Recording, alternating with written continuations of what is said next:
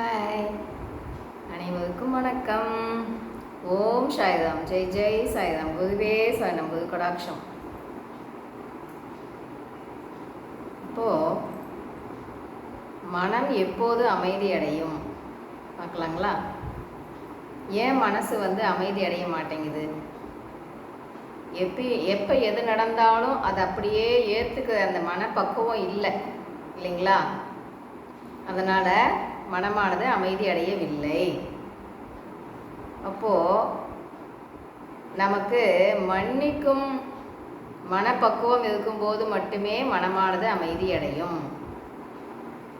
எது நடந்தாலும் அப்பப்போ மறப்போம் மன்னிப்போம் அப்படின்னு சொல்லிட்டு அந்த மன்னிக்கிற அந்த மனப்பான்மை இருக்கும்போது மட்டுமே நம்மளுக்கு மன அமைதி கிடைக்கும். சரிங்களா? இப்போது பகவானை நாம் நல்லா புரிஞ்சுக்கிட்டோம் அப்படிங்கிறதுக்கு என்ன அடையாளம் சொல்லுங்க பார்க்கலாம். எப்போ எது நடந்தாலும் இது அவன் செயலில் நடக்குது, இது அவன் செயலில் நடக்குது அப்படின்னு நாம் எப்போ ஏற்றுக்குவோமோ அப்போ தான் நாம் பகவானை ஃபுல்லாக புரிஞ்சுக்கிட்டோன்னு அர்த்தம் இல்லைங்களா? இப்போ ஒரு சண்டையாக இருந்தாலும் சரி, இல்லை ஒரு இன்பமாக இருந்தாலும் சரி, இன்பமாக இருந்தாலும் சரி, துன்பமாக இருந்தாலும் சரி, அதை அவன் செயலில் நடக்குது. விசை இல்லாமல் ஒவ்வொன்றும் எதுவும் விசை இல்லாமல் நடக்காது, பகவான் செயலில் நடக்குது அப்படின்னு நாம் எப்போ ஏற்றுக்குவோமோ அப்போ தான் நம்மளுக்கு மனமானது அமைதி அடையும் இல்லைங்களா? இப்போ மன்னிக்கும் குணம் மிக மிக அவசியம். மன்னிக்கும் போது மட்டுமே நமக்கு மன அமைதி கிடைக்கும், நாம் நிம்மதியாக வாழ முடியும். சரிங்களா? அப்போது என்ன பண்ணலாம்? பகவானை நாம் நல்லா புரிஞ்சுக்கிட்டோமா இல்லையா நம்மளுக்கு நாமே டெஸ்ட் வச்சுக்குவோமா பார்க்கலாங்களா? இப்போ வீட்டுக்கு யாருனாச்சும் வந்தாங்கன்னு வைங்களேன், இப்போ பேசிகிட்டு இருக்காங்க. அப்போ நம்ம என்ன, அவங்க நம்மளை திட்டுறபடி பேசுகிறாங்கன்னு வைங்களேன், நம்மளுக்கு என்ன ஆகும்? கோபம் வந்துடும் இல்லைங்களா? அந்த டைம்லேயும் கோவப்படாமல் இப்போ பகவான் எதுக்காக இதை சொல்கிறார், அவர் மூலியமாக இதை எதுக்காக இப்போ பகவான் சொல்கிறார் அப்படின்னு நாம் யோசிக்கணும். அவங்க மேலே நாம் கோவப்படாமல் இப்போ எதுக்கு பகவான் இந்த லீலையை நடத்தி கொண்டு இருக்கிறார் அப்படின்னு எப்போ நாம் அந்த பகவானாக நினச்சி பார்ப்போமோ அப்போ மட்டும்தான் நம்ம மனது அமைதி அடையும். அப்போ தான் டென்ஷன் ஆகாமல் இருக்க முடியும். யோசிங்களேன், இப்போ நம்ம வீட்டுக்கே உட்காந்துக்கிட்டு நம்மளை திட்டிகிட்டு இருக்காங்கன்னு வைங்களேன், அப்போ நம்ம என்ன அதை எப்படி எடுத்துக்கணும்? இப்போ நாம் முதல்ல ஃபஸ்ட்டு எல்லாத்தையும் ஆன்மாவாக பார்க்க ஆரம்பிச்சுக்கணும் இல்லைங்களா? இப்போ ஆன்மாவாக பார்க்கும்போது அப்போ அவர் மூலியமாக பகவான் என்ன சொல்கிறார் அப்படின்னு கவனிக்க ஆரம்பிச்சுக்கணும். சரிங்களா?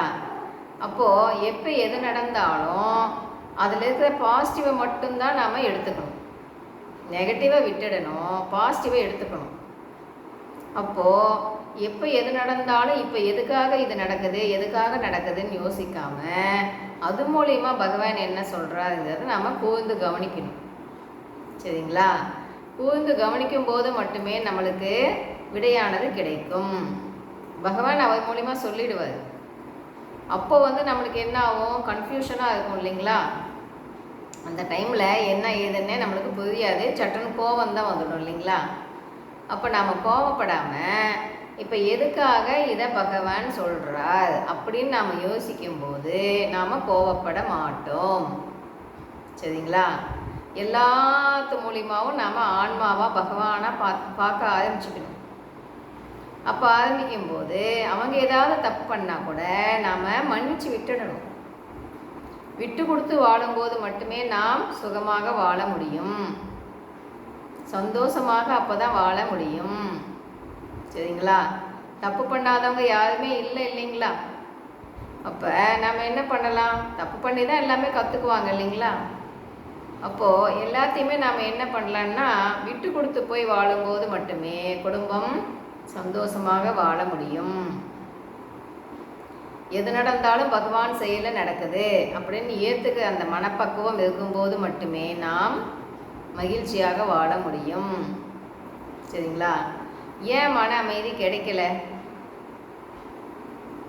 எதனாலன்னா ஃபஸ்ட்டு வந்து எல்லாத்துலேயுமே குத்தம் கண்டுபிடிச்சிக்கிட்டே இருக்குது.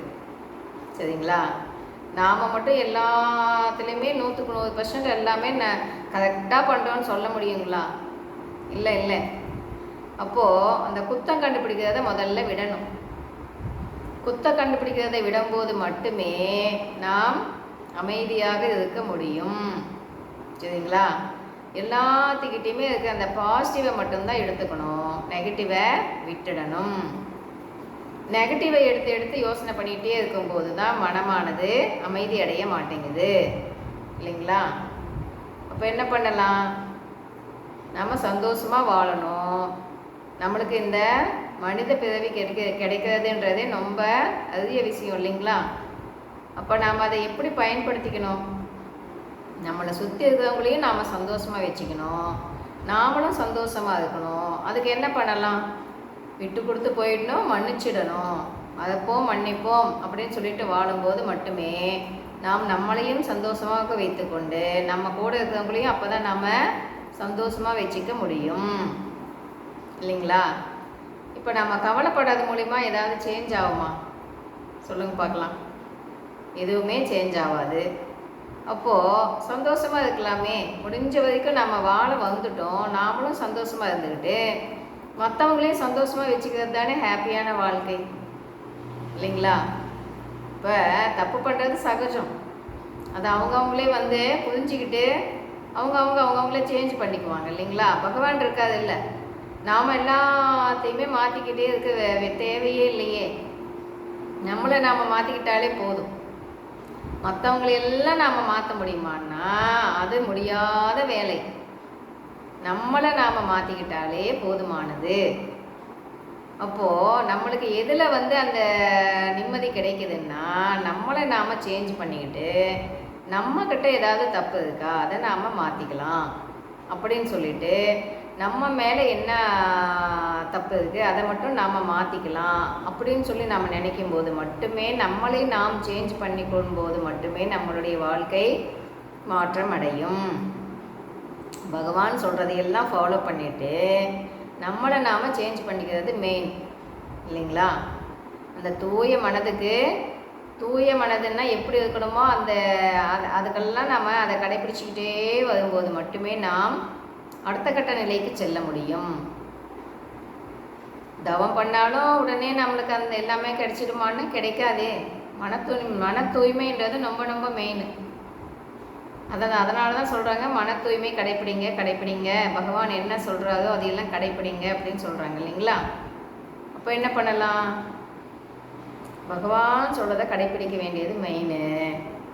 அடுத்தது மன்னிக்க வேண்டியது மெயின். அடுத்தது விட்டு கொடுத்து போக வேண்டியது மிக மிக மிக மிக முக்கியம். டென்ஷன் ஆனால் யாருக்கு நஷ்டம்? நம்மளுக்கா அவங்களுக்கா? கோவப்பட்டு பேசுகிறவங்களுக்கு தான் உடம்பு கெடுமே ஒழிய நம்மளுக்கு தானே அது நஷ்டம். அப்போது என்ன பண்ணலாம்? எந்த டைம்லேயுமே நாம் வந்து அமைதியாக இருக்கணும் அப்படின்னு முடிவு பண்ணிடணும். சரிங்களா? யார் எப்படி நடந்துக்கிட்டாலும் சரி நாம் வந்து டென்ஷன் ஆகவே மாட்டோம் அப்படின்னு முடிவு எடுத்துக்கணும்.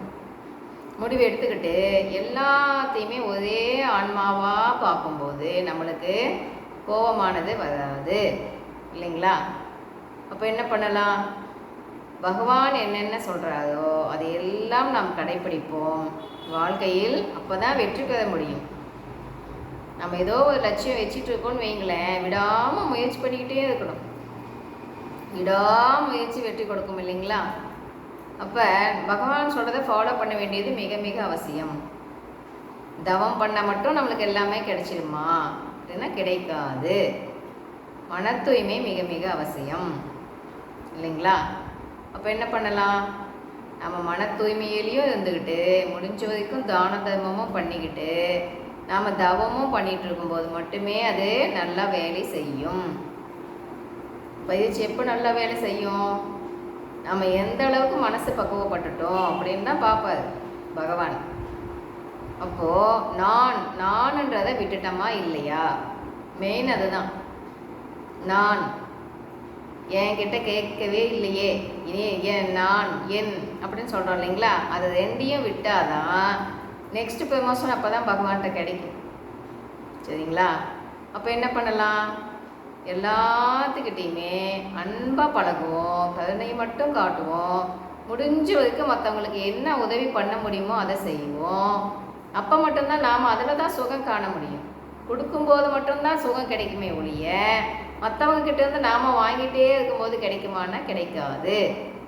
மற்றவங்களுக்கு உதவி பண்ணும்போது, மற்றவங்களுக்கு ஹெல்ப் பண்ணும்போது, கொடுக்கும்போது, தர்மம் பண்ணும்போது, தானம் பண்ணும்போது இருக்கிற சுகமே தனி. அப்போது பகவான் என்ன சொல்கிறாரோ அதை ஃபாலோ பண்ணுவோம். மக்கள் சேவையே மகேசன் சேவை இல்லைங்களா? முடிஞ்ச வரைக்கும் நம்மளால் முடிஞ்சதை மற்றவங்களுக்கு உதவி பண்ணிவிட்டு எப்பயுமே நாம் மனம் மகிழ்ச்சியாக எப்போ வச்சிட்ருக்க முடியும்னா எல்லாத்துக்கிட்டையுமே அன்பாக பழகும்போது மட்டுமே நாம் நம் மனதை மகிழ்ச்சியாக வைத்துக்கொள்ள முடியும். சரிங்களா? அப்போ நாமும் மகிழ்ச்சியாக வாழ்வோம், நம்மை சுற்றி இருப்பவர்களையும் நாம் மகிழ்ச்சியாக வைத்துக்கொள்வோம். பகவானிடத்தில் நாம் அப்போ தான் நம்ம பகவான் மனதில் இடம் பிடிக்க முடியும். சரிங்களா? பகவான் சொல்கிறத ஃபாலோ பண்ணுவோம். விடாமுயற்சி வெற்றி கொடுக்கும். 8 நிச்சயம். பாய். கேட்டதுக்கு நன்றி.